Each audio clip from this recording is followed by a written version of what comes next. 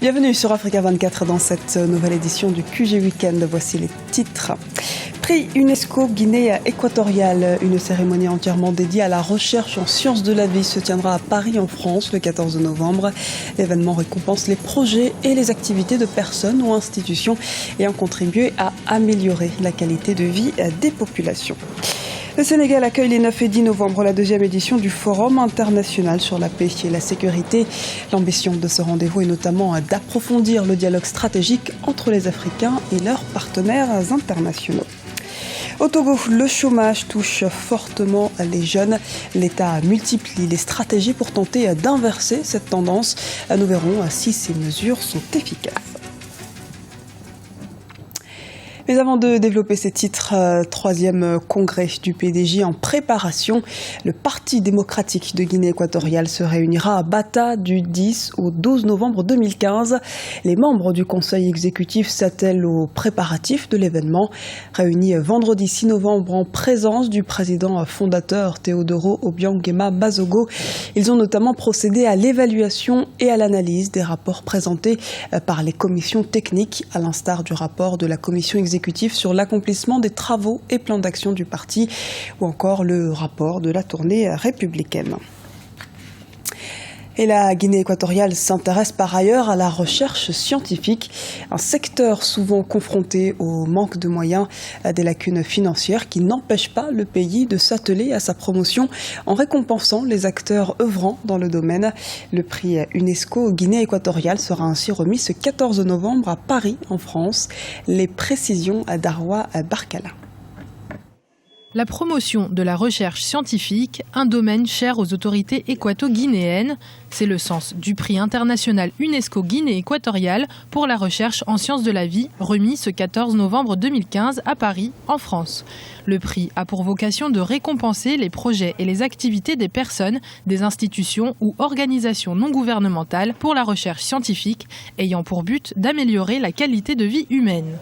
L'objectif du prix international UNESCO Guinée équatoriale pour la recherche en sciences de la vie a été créé précisément au nom de ce principe fondamental qui régit l'UNESCO afin de promouvoir la recherche et un développement approfondi des centres spécialisés en matière de sciences de la vie et en vue de réduire les pertes humaines provoquées par les grandes maladies qui continuent, contribuant ainsi à résoudre des problèmes qui portent atteinte à la seule santé et qui causent un véritable fléau à l'humanité tout entière et au continent africain en particulier.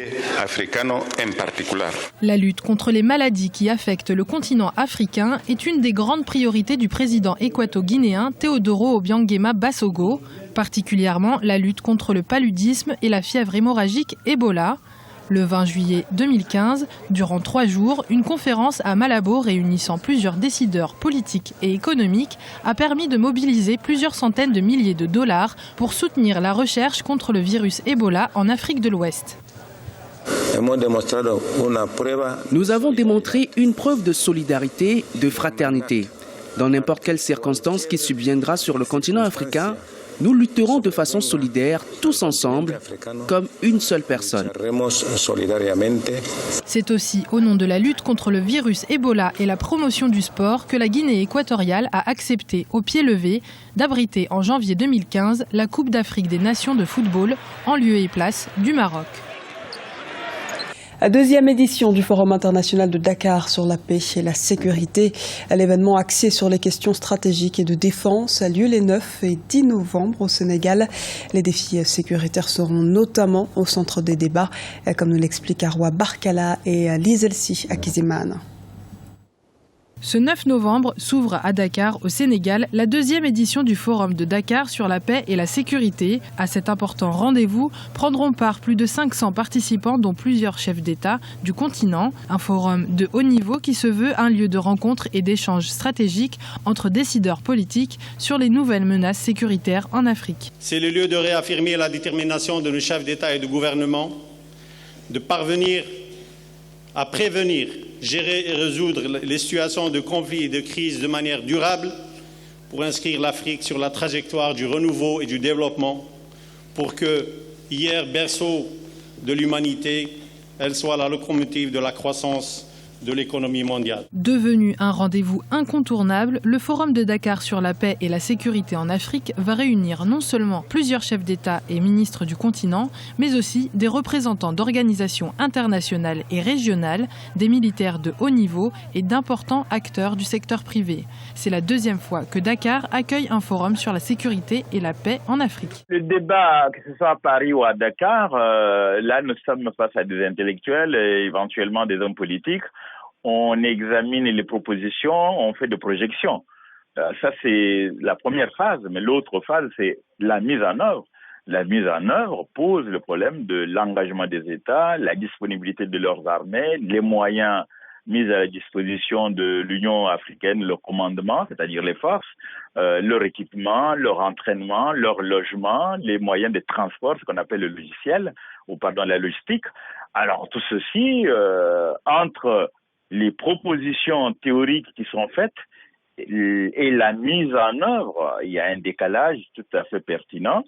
L'édition 2015 est organisée par le gouvernement sénégalais, l'Institut panafricain de stratégie, avec le soutien du ministère français de la Défense. Prendra également part au forum le chef d'état-major français des armées. Et sachez que vous pourrez suivre cet événement sur notre antenne. Ce lundi, une édition spéciale se tiendra en direct sur Africa 24. Elle sera entièrement consacrée au Forum international de Dakar sur la paix et la sécurité. Comment faire davantage contribuer la jeunesse à l'essor économique de l'Afrique ? Le continent est touché par le chômage alors que de nouvelles opportunités d'emploi se révèlent sur le marché.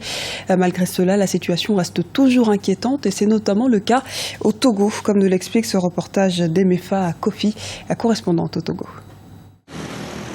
Comme partout ailleurs, le Togo n'échappe pas aux questions liées au chômage des jeunes. Même si la situation s'est améliorée selon le gouvernement, le chômage touche encore une grande partie de la jeunesse qui, pour la plupart, n'est pas directement exploitable sur le marché de l'emploi. Chaque année, en moyenne, 40 000 nouveaux demandeurs d'emploi sont enregistrés. J'ai la licence en sociologie, option pratique sociale, santé, développement. Et je suis à la recherche de mon premier emploi et j'ai entendu à la radio que c'est comme ça, l'ANPE, l'Agence nationale pour l'emploi, est en train d'établir des cartes de demandeurs d'emploi aux jeunes demandeurs. On me l'a établi et sous prétexte d'attendre et ce qui va se passer dans l'avenir. J'ai fait la gestion, option finance et comptabilité. J'ai une maîtrise. Oui, je suis à la recherche de mon premier emploi. Mais en temps, j'ai fait des petits stages. Mais pour le moment, je cherche un premier emploi. L'Agence nationale pour la promotion de l'emploi des jeunes est une institution mise en place par le gouvernement afin d'accompagner les jeunes dans la quête du travail. Le travail n'est pas du tout aisé pour ses responsables en quête d'innovation. Lorsqu'on observe que 10 000 diplômés par an, nous n'en plaçons qu'à peu près 2 à 3 000 par an, on a de sérieux problèmes pour combler le gap. Et puis nous avons un stock important de gens qui s'ajoutent chaque année. C'est important d'imaginer d'autres programmes, notamment ceux qui sont adossés à des secteurs porteurs de croissance, particulièrement dans l'agriculture. Donc nous travaillons à ce que nous ayons des programmes qui permettent d'assurer une meilleure formation de la main-d'œuvre pour les entreprises agricoles qui s'installent et dans l'agro-industrie aussi.